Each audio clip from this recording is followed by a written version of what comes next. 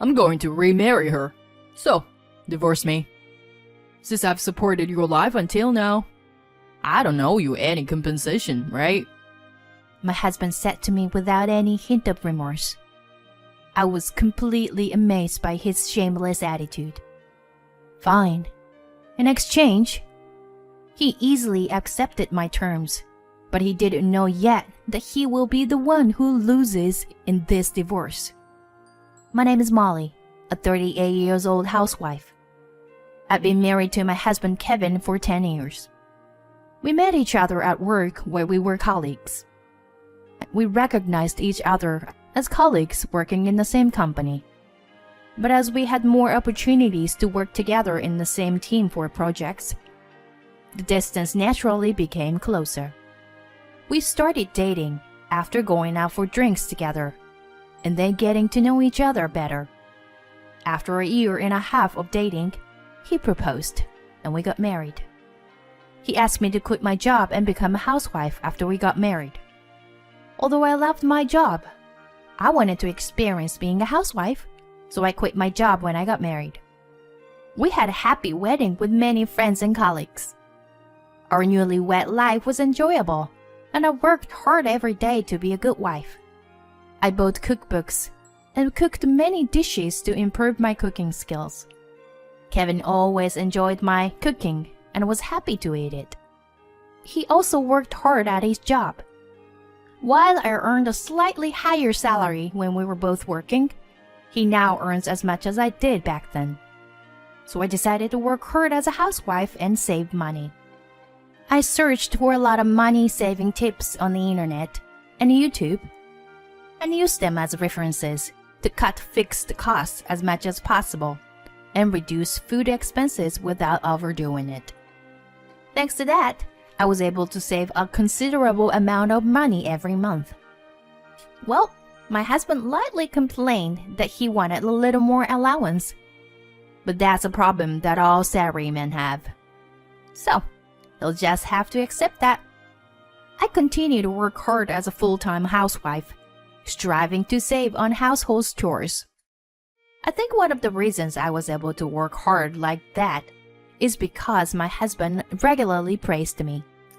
He always said, Thank you for working so hard on the housework. I can concentrate on my work without worries. Hearing him say that makes me happy, and I feel motivated to work even harder. Even after several years of marriage, we were able to live in peace and harmony as a happy married couple. One day, my husband suggested that we buy a house. The apartment we were living in wasn't too convenient, but it's a little too big for the two of us. I think it's time to buy our house. I also agreed with Kevin's opinion. We had been saving money all along for a big purchase like this. I also wanted a home of our own. So we immediately went to a real estate agent. We looked at various properties, but we found one that we just knew it belonged to us. Kevin said that as long as his room was spacious and relatively close to the station, he could prioritize my conditions. So we quickly decided on the house since it already met his conditions.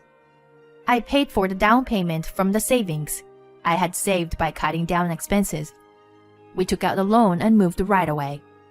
Life in the new home was comfortable and refreshing, and we were both very happy and felt the excitement over our honeymoon again. When we had just moved in, we invited our friends and had a housewarming party, and we enjoyed our life in the new home. Of course, I have continued to live frugally since then, and I've been saving for the future. We were living comfortably in a spacious house without changing our lifestyle. So there was no way we couldn't be happy. And so, we were living a smooth sailing married life.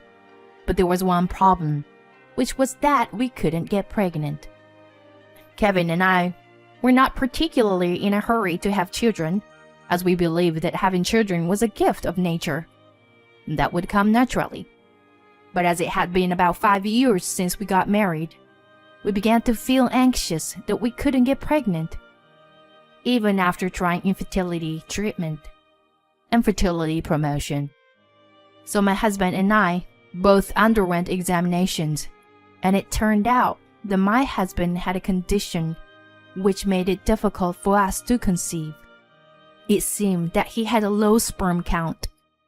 We were both a little shocked. My husband said to me, I'm sorry. but there was no way I could hate my husband for such a thing. I said, we've tried everything we could, so we have no regrets. So let's focus on enriching our life as a couple from now on. My husband nodded and thanked me, shedding tears. After that, the two of us decided to live together as a couple. And without any particular problems, we reached our 10th wedding anniversary. What should we do for our next anniversary? Well, maybe we should do something luxurious, like going on a trip or dining at a fancy restaurant. How about taking a trip abroad? We had a fun conversation about our anniversary like that. And as a result, we decided to stay at a high-end domestic inn. However, about a month before our anniversary, my husband sadly told me that he had to go on a business trip and couldn't go on the anniversary trip. I see, but If it's for work, we can't do anything about it. I was sad. But since our anniversary was on a weekday, he couldn't take the day off from work. Kevin was promoted to section chief 5 years ago, and is still working hard. And he's trusted by his subordinates, so he couldn't take the day off. Even if he couldn't go on anniversary day, I hoped we could go on a trip on another day. But the inn we wanted to stay at was so popular that we couldn't get a reservation for that month. So we decided to make a reservation for the following weekend. At that time, I never thought that something like that would happen. Then one day, my husband came back drunk, which was unusual for him. He was inebriated and collapsed on the sofa, talking in a way that was incomprehensible. I brought him some water, but he had already fallen asleep. It was a Friday, so he probably went out drinking with his subordinates. At that moment, his smartphone lit up and a text message appeared on the screen. I didn't mean to look, but I saw a heart emoji in the message and couldn't help but stare. The name of a woman, Christine, came up in the message, although only part of the message was visible. It began with, "Today was really fun," followed by a heart emoji. What could this possibly mean? Is he having an affair? His phone is locked with a password, so I couldn't check it. I felt a sense of confusion and frustration, because we have overcome many obstacles together and built a life together. So I wanted to believe in what we had. I was too afraid to ask him directly. Maybe I was just not brave enough. Instead, I decided to hire a private investigator. The result of the investigation came out while Kevin was away on a business trip, on the day of our 10th wedding anniversary. Unbelievably, he had been having an affair for a year. He had never shown any signs of infidelity before, but he had been secretly involved with another woman. He had betrayed me, and this fact hit me hard. I was in a shock. Even if he couldn't have children, I had vowed to stay with him forever. But he didn't feel the same way. The woman he cheated with was a woman female employee, 10 years his junior, in other words, his subordinate. I couldn't believe it. I was angry at my husband, and my love for him had cooled instantly. Kevin said he was on a business trip, but maybe he was actually on a trip with his mistress. Come to think of it, he had made the reservations for the hotel. If he was on an affair trip during our 10th wedding anniversary, it would be truly despicable. Since I don't know the truth, it's pointless to think about it. So I decided to prepare for divorce. First, I need to find a job. It has been 10 years since I quit my last job, so it's not easy to get hired. So I decided to search for a job as soon as possible and went to interviews. I thought about going back to my parents' house for a while after the divorce, so I searched for job openings in an area that was easy to commute from my parents' house. I found a part-time job opening at a small accounting firm. Since I had a bookkeeping certification, I decided to apply for the job. When I applied online, I received the response immediately, and I was asked to come in for an interview the next day. I quickly prepared my resume and went to the interview.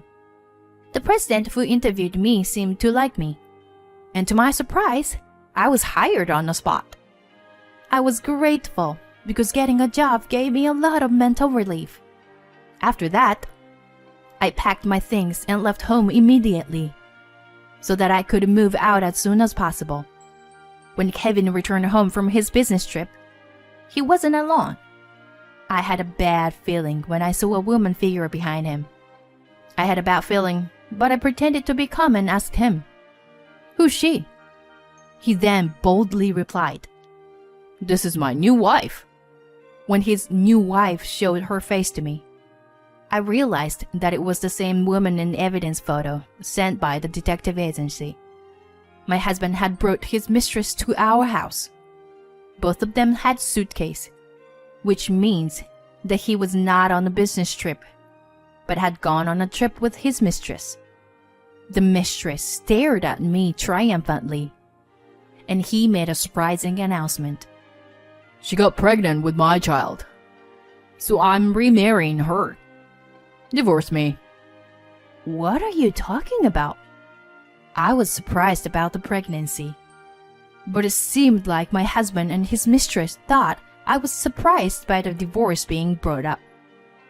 Kevin and I were meant to be together, not you. "Christine and I love each other. I'm sorry, but please break up with me." I was beyond angry. I was dumbfounded. "I see. You're planning on divorcing me no matter what, huh?" I pretended to be shocked and submissive. "But how did you manage to have an affair?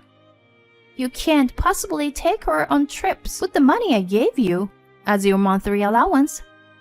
Then he made a surprising statement. "Oh, I wasn't giving you all of my salary." What? I didn't understand what he meant. But his mistress smiled slyly and opened her mouth. "Maybe in your mind, Kevin is still a section chief, but he became a department head since last year. So, he gave you the salary from when he was a section chief and used the rest for our dates." "Oh." I felt ashamed for trying to spend my life with someone like him. At first, Kevin was hesitant, but as I didn't talk back or get angry, he became brazen. "Anyway, Christine got pregnant, and I have to be responsible here. Divorce me, okay? Since I've supported your life until now, I don't owe you any compensation, right? You've been able to enjoy being a housewife too." Without any hint of remorse, my husband boldly declared his infidelity. I was utterly disgusted by his advocacy. Fine.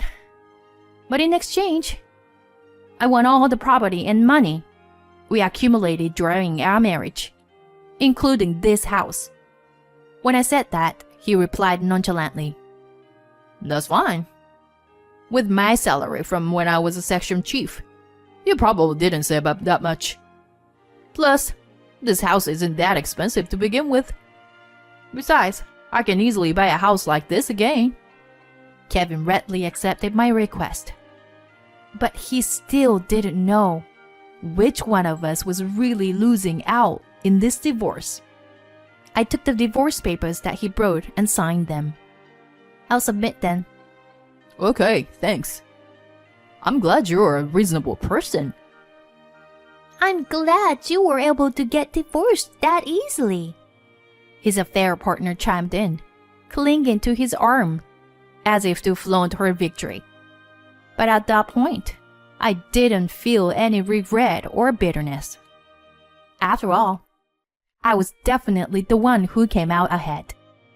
Kevin quickly packed his things and left with his affair partner. After that, I filed for divorce and completed all the necessary procedures for dividing our assets and changing the ownership of the house. I became completely separated from my ex-husband. Then, a month later, my ex-husband suddenly called me. Hey, what the hell did you do? Well, hello to you too. Did you tell the upper management and my colleagues about my affair? They've been flooding with me complaints, and I got demoted by the company and transferred to a branch office in the countryside. Oh dear, but I didn't tell the company or anything like that. Your company is where I used to work, and there are still a few employees there that I'm on good terms with. It's probably because of them that the news got out. You're horrible. Don't drag me down just because your life is miserable. By the way, why weren't you at the house? When I stopped by earlier, someone I didn't know came out and surprised me. Oh, I sold the house. You sold it? Why would you do something like that? Well, you didn't know, but I happened to get information that the land value in the area was going up. So I was able to sell it for a lot more than what we bought it for. No, you're lying, right? And earlier you said that my life would be miserable. But you're wrong. I worked really hard to save money with the salary you gave me.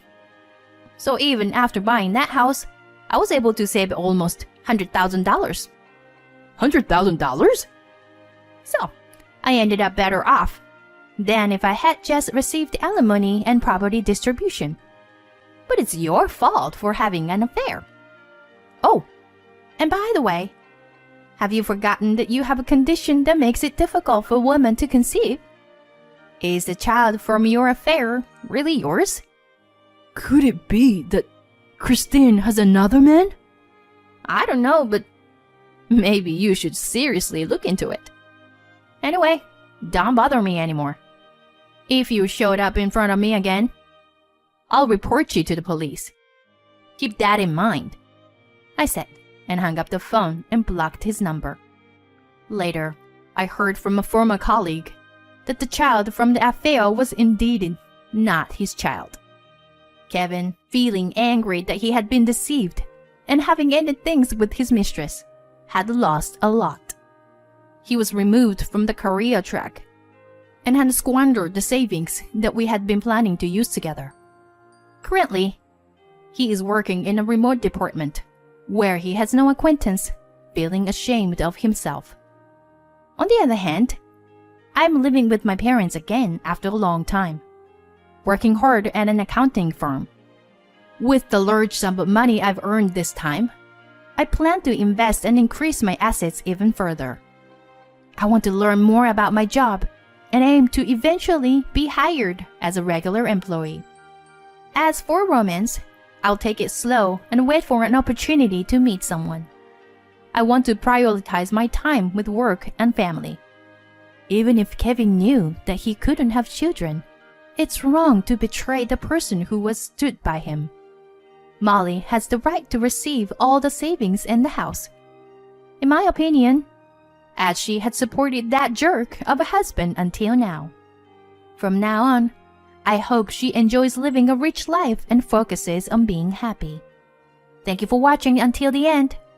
If you enjoyed it, please subscribe to the channel. See you in the next video.